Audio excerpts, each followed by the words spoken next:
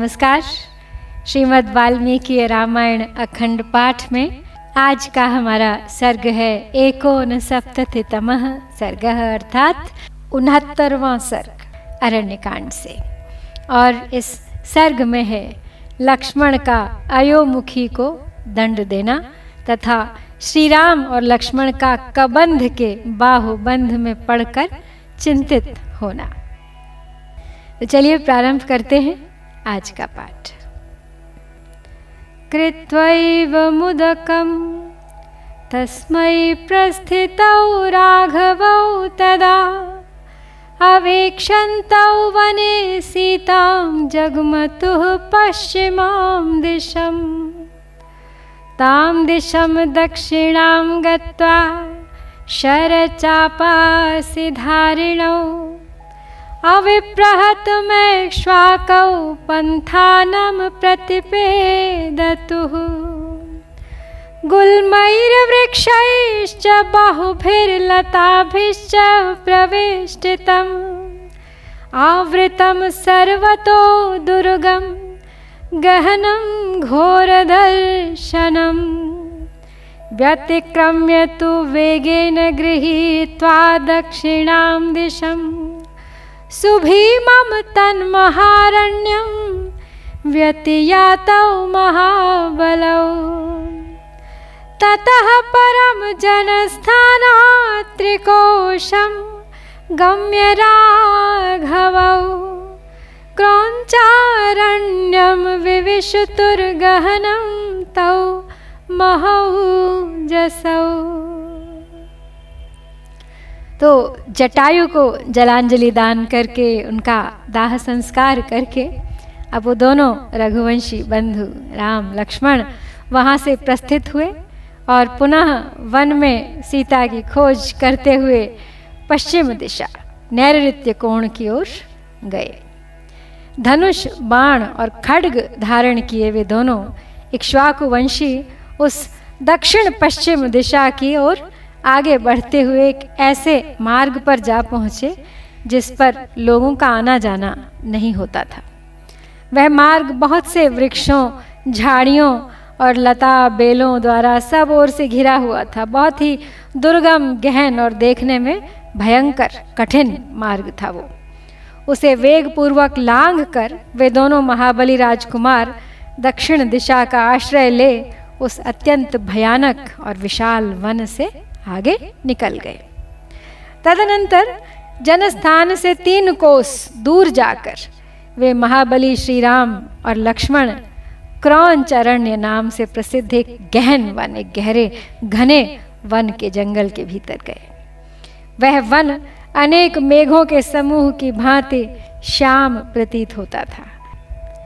नाना मेघ घन प्रख्यम प्रहृष्टमिव सर्वतः नाना वर्णैः शुभैः पुष्पैर्मृगपक्षिगणैर्युतम् दिदृक्ष्यमाणौ वैदेहीं तद्वनं तौ विचिक्यतुः तत्र तत्रावतिष्ठन्तौ सीताहरणदुःखितौ ततः पूर्वेण तौ गत्वा त्रिकोशं भ्रातरौ तदा क्रौञ्चारण्यम् अतिक्रम्य मतंगाश्रममन्तरे दृष्ट्वा तु तद्वनं घोरं बहुभीमं मृगद्विजं नानावृक्षसमाकीर्णं सर्वं गहनपादपं ददृशा ते गिरौ तत्र तरीं दशरथात्मजौ पातालसमगम्भीरां तमसा नित्यसंवृताम्। तो वो वन क्रौंच अरण्य नाम का वन अनेक मेघों के समूह की भांति श्याम प्रतीत होता था, काले रंग का। विविध रंग के सुंदर फूलों से सुशोभित होने के कारण वो सब ओर से हर्षोत्फुल्ल सा जान पड़ता था। उसके भीतर बहुत से पशु पक्षी निवास करते थे। तो सीता का पता लगाने की इच्छा से वे दोनों उस वन में उनकी खोज करने लगे। जहाँ तहाँ थक जाने पर वो विश्राम के लिए ठहर जाते थे। विदेह नंदिनी के अपहरण से दुखी तो थे ही, बस एक दूसरे से बात करते, एक दूसरे को समझाते बुझाते बढ़ते जा रहे थे आगे। तत्पश्चात वे दोनों भाई 3 कोस पूर्व जाकर क्रौंचारण्य को पार करके मतंग मुनि के आश्रम के पास पहुंच गए। वो वन बहुत ही भयंकर था, उसमें बहुत से भयानक पशु पक्षी निवास करते थे। अनेक प्रकार के वृक्षों से व्याप्त वह सारा वन गहन वृक्षावलियों से भरा था। वहाँ पहुंचकर उन दशरथ राजकुमारों ने वहाँ के पर्वत पर एक गुफा देखी जो पाताल के समान गहरी थी। वो सदा अंधकार से आवृत रहती थी। आसाद्य च नरव्याघ्रौ दर्यास्तस्या विदूरतः ददर्श तुर्महारूपां राक्षसीं विकृताननाम् भयदामल्पसत्त्वानां बिभत्सां रौद्रदर्शनां लम्बोदरीं तीक्ष्णदंष्ट्रां करालीं परुषत्वचं भक्षयन्तीं मृगान् भीमान् विकटां मुक्तमूर्धजाम् अवैक्षतां तु तौ तत्र भ्रातरौ रामलक्ष्मणौ सा समासाद्य तौ वीरौ व्रजन्तं भ्रातुरग्रतः एहिरंस्यावहेत्युक्त्वा समालम्भत लक्ष्मणम् उवाच चैनं वचनं सौमित्रिमुपगुह्य च अयं त्वयोमुखी नाम लाभस्ते त्वमसि प्रियः नाथ पर्वत दुर्गेषु नदीनां पुलिनेषु च आयुश्चिरम् इदं वीर त्वं मया सह रंस्यसे। तो श्री राम और लक्ष्मण उस वन के अंदर पहुंच गए हैं और उन्होंने वहां एक पर्वत पर गुफा देखी है, पाताल के समान गहरी अंधेरे से ढकी हुई। उस गुफा के समीप जाकर उन दोनों नरश्रेष्ठ वीरों ने एक विशालकाय राक्षसी देखी जिसका मुख बड़ा ही विकराल था। छोटे छोटे जंतुओं को तो यूं ही डरा देती थी, देखने में बड़ी भयंकर थी। उसकी सूरत देखकर घृणा होती थी। उसके लंबे पेट, तीखी दाढ़ें, कठोर त्वचा थी, बड़ी विकराल दिखाई देती थी। भयानक से भयानक पशुओं को भी पकड़कर यूं ही खा जाती थी। उसका आकार विकट था और बाल खुले हुए थे।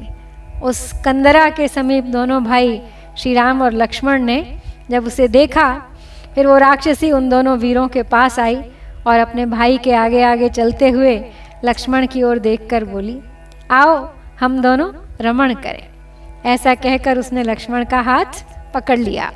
इतना ही नहीं, उसने सुमित्रा कुमार को अपनी भुजाओं में कस लिया और बोली, मेरा नाम अयोमुखी है, मैं तुम्हें भार्या रूप से मिल गई तो समझ लो बहुत बड़ा लाभ होगा तुम्हारा और तुम मेरे प्यारे पति बन जाओगे।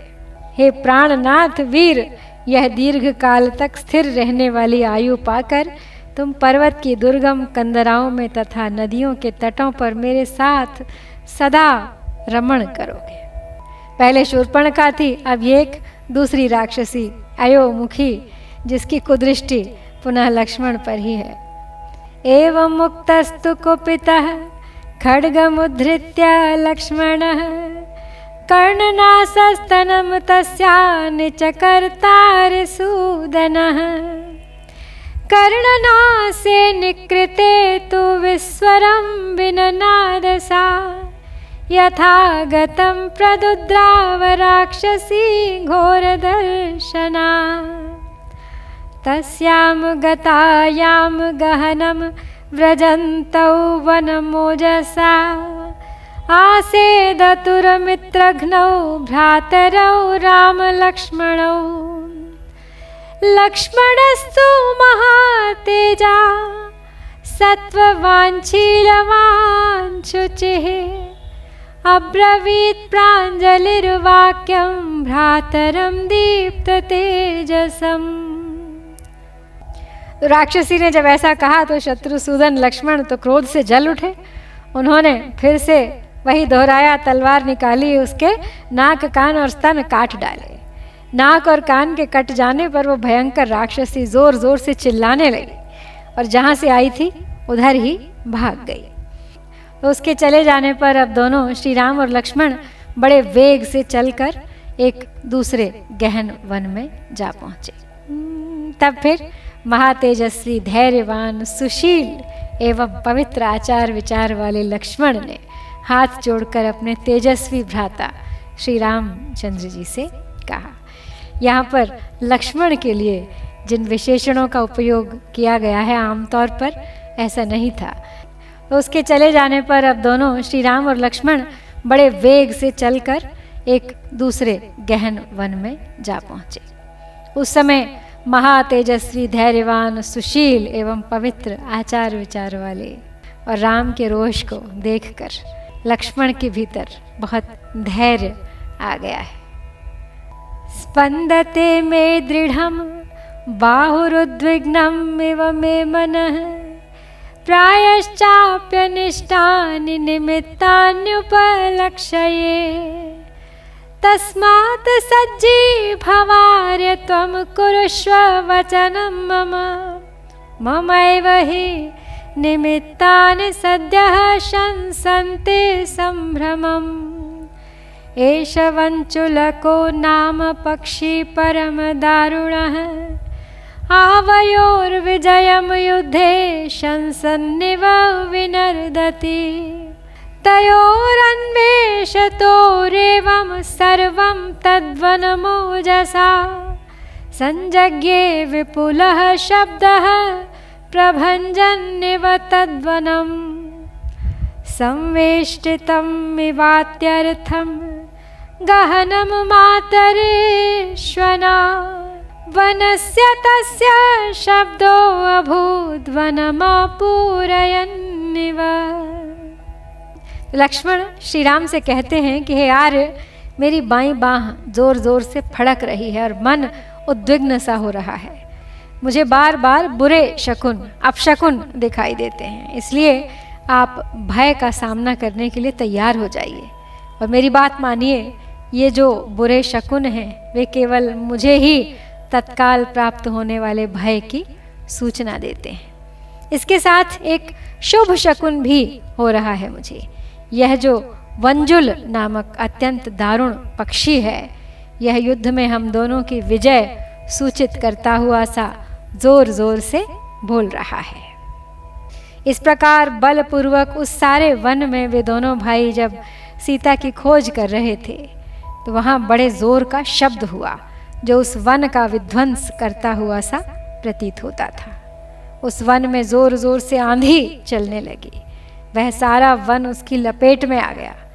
वन में उस शब्द की जो प्रतिध्वनि उठी उससे सारा वन प्रांत गूंज उठा। तम शब्दम कांक्षमाणस्तु रामः खड्गी सहानुजः ददर्श सुमहाकायं राक्षसं विपुलोरसम् आसेदतुश्च तद्रक्षस्तावुभौ प्रमुखे स्थितं विवृद्धं शिरोग्रीवं कबन्धमुदरे मुखम् रोमभिर्निशितैस्तीक्ष्णैर्महागिरिमिवोच्छ्रितं नीलमेघनिभं रौद्रं मेघस्तनितनिः स्वनम् अग्निज्वालानिकाशेन ललाटस्थेन दीप्यता महापक्षेण पिङ्गेन विपुलेनायतेन च एकेनोरसि घोरेण नयनेन सुदर्शिना महादंष्ट्रोपपन्नं तं लेलिहानं महामुखम्। तो भाई के साथ तलवार हाथ में लिए भगवान श्री राम अब उस शब्द का पता लगाना ही चाहते थे कि एक चौड़ी छाती वाले विशालकाय राक्षस पर उनकी दृष्टि पड़ी। उन दोनों भाइयों ने उस राक्षस को अपने सामने खड़ा पाया। वो देखने में बहुत बड़ा था, किंतु उसके ना मस्तक था ना गला, केवल धड़ मात्र था कबंध ही उसका स्वरूप था और उसके पेट में ही मुंह बना हुआ था। उसके सारे शरीर में पैने और तीखे रोए थे। वह महान पर्वत के समान ऊंचा था। उसकी आकृति बड़ी भयंकर थी। वह नील मेघ के समान काला था और मेघ के समान ही गंभीर स्वर में गर्जना भी करता था। उसकी छाती में ही ललाट था और ललाट में एक ही लंबी चौड़ी तथा आग की ज्वाला के समान दहकती हुई भयंकर आँख थी जो अच्छी तरह देख सकती थी। उसकी पलक बहुत बड़ी थी और वह आँख भूरे रंग की थी। उस राक्षस की दाढ़ें बहुत बड़ी थीं तथा वह अपनी लपलपाती हुई जीभ से अपने विशाल मुख को बारंबार चाट रहा था। भक्षयन्तम महाघोरान् ऋक्षसिंह मृगद्विजान् घोरौ भुजौ विकुर्वाणमुभौ योजनमायतौ कराभ्यां विविधान् गृह्य ऋक्षान् पक्षिगणान् मृगान् आकर्षन्तं विकर्षन्तं अनेकान् मृगयूथपान् स्थितम् आवृत्य पन्थानं तयोर्भ्रात्रो प्रपन्नयो अथ तं समतिक्रम्य क्रोशमात्रं ददर्शतुः महान्तं दारुणं भीमं कबन्धं भुजसंवृतं कबन्धमिव संस्थानादति घोरप्रदर्शनम् स महाबाहुरत्यर्थं प्रसार्य विपुलौ भुजौ जग्राह सहितावेव राघवौ पीडयन् बलात्। तो जो भयंकर राक्षस था कबंध केवल धड़ मात्र था, जिसका अत्यंत भयंकर रीछ, सिंह, हिंसक पशु और पक्षी सबको खा जाता था। वो अपनी एक एक योजन लंबी दोनों भयानक भुजाओं को दूर तक फैला देता था और उन दोनों हाथों से नाना प्रकार के अनेकों भालू, पक्षी, पशु तथा मृगों के यूथपतियों को पकड़कर खींच लेता था। उनमें से जो उसे भोजन के लिए अभीष्ट नहीं होते, उन जंतुओं को वह उन्हीं हाथों से पीछे ढकेल देता था। दोनों भाई श्री राम और लक्ष्मण जब उसके निकट पहुँचे तब वह उनका रास्ता रोककर खड़ा हो गया। तब वे दोनों भाई उससे दूर हट गए और बड़े गौर से उसे देखने लगे। उस समय वह 1 कोस लंबा जान पड़ा। उस राक्षस की आकृति केवल कबंध धड़ के ही रूप में थी, इसीलिए वह कबंध कहलाता था। वह विशाल, हिंसा परायण, भयंकर तथा 2 बड़ी बड़ी भुजाओं से युक्त था और देखने में अत्यंत घोर प्रतीत होता था। उस महाबाहु राक्षस ने अपनी दोनों विशाल भुजाओं को फैलाकर उन दोनों रघुवंशी राजकुमारों को बलपूर्वक पीड़ा देते हुए एक साथ ही पकड़ लिया।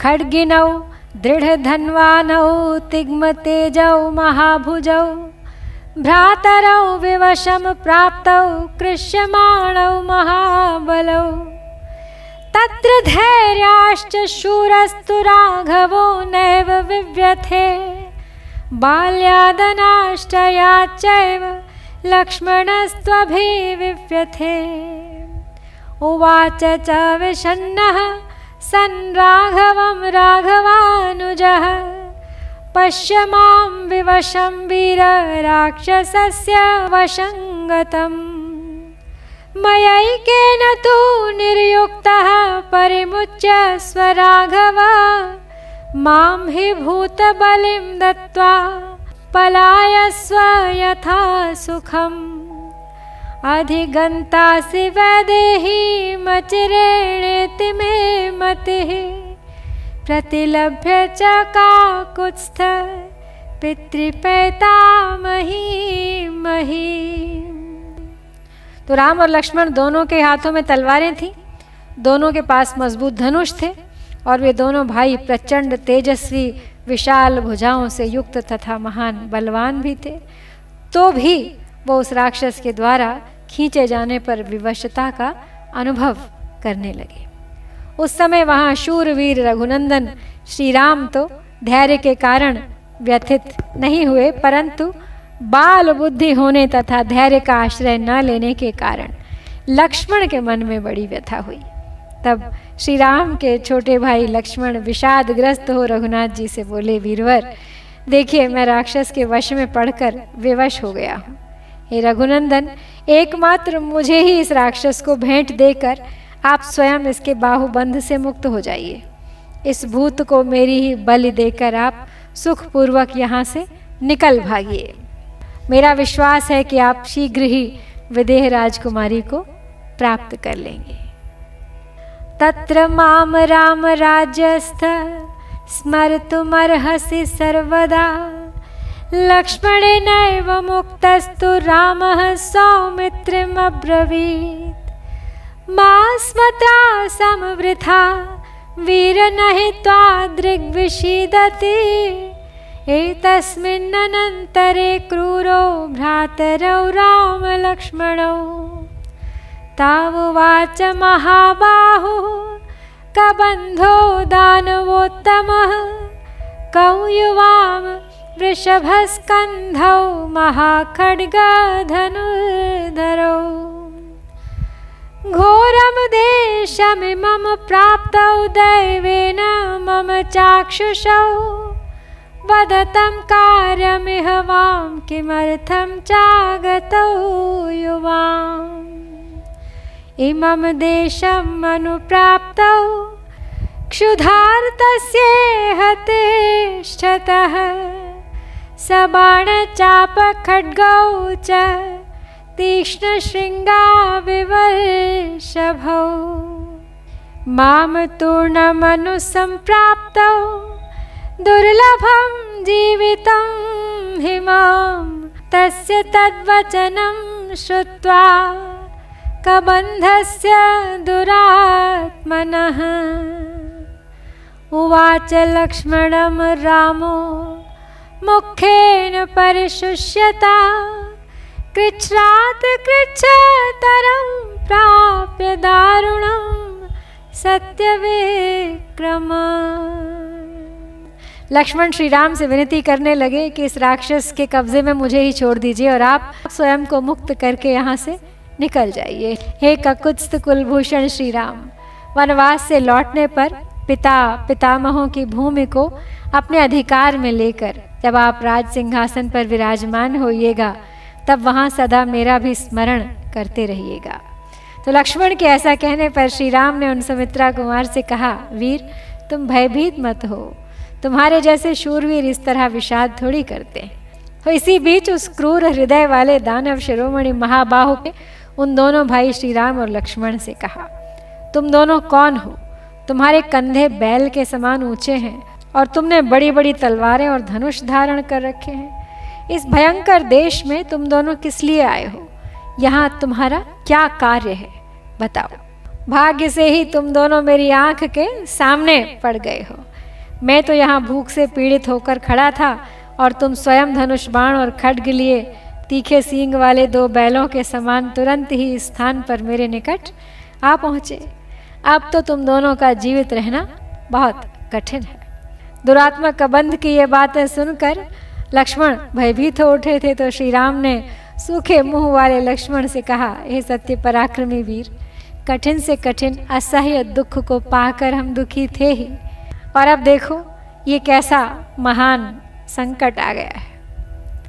व्यसनम जीवितांताय प्राप्तम प्राप्यताम प्रियाम, कालस्य सुमहद्वीर्यं सर्वभूतेषु लक्ष्मण, त्वां च मां च नरव्याघ्र व्यसनैः पश्य मोहितौ, न हि भारो अस्ति दैवस्य सर्वभूतेषु लक्ष्मण, शूराश्च बलवन्तश्च कृत्रास्त्राश्च रणाजिरे, कालाभिपन्नाः सीदन्ति यथा वालुकसेतवः,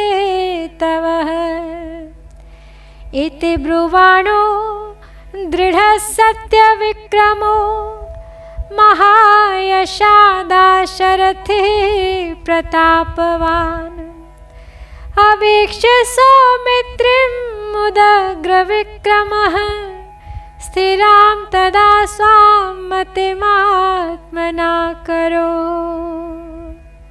तो राम और लक्ष्मण दोनों ही उस राक्षस कबंध के कब्जे में हैं, दुखी हैं।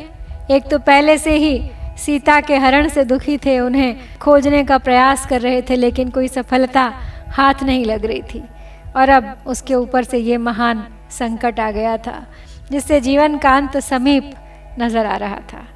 तो राम कहते हैं लक्ष्मण से, हे नरश्रेष्ठ लक्ष्मण, काल का महान बल सभी प्राणियों पर अपना प्रभाव डालता है।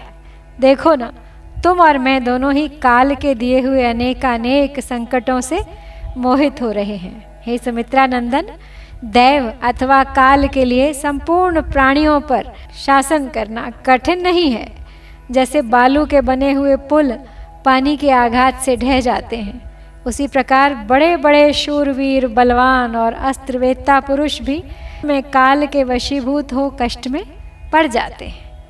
ऐसा कहकर सुदृढ़ एवं सत्य पराक्रम वाले महान बल विक्रम से संपन्न महायशस्वी प्रतापशाली दशरथ नंदन श्री राम ने सुमित्रा कुमार की ओर देखकर स्वयं ही अपनी बुद्धि को सुस्थिर कर लिया और परस्पर एक दूसरे को देखकर कुछ आपस में चुपचाप विचार करके तत्पर हो उठे उस राक्षस के अंत के लिए। तो इस प्रकार श्री वाल्मीकि निर्मित आर्ष रामायण आदि काव्य के अरण्यकांड में ये 69वां सर्ग यहाँ पर पूरा होता है। इत्यार्षे श्रीमद् रामायणे वाल्मीकिये आदि काव्ये अरण्यकांडे 69तमः सर्गः। ओम श्री सीतारामचंद्राभ्यां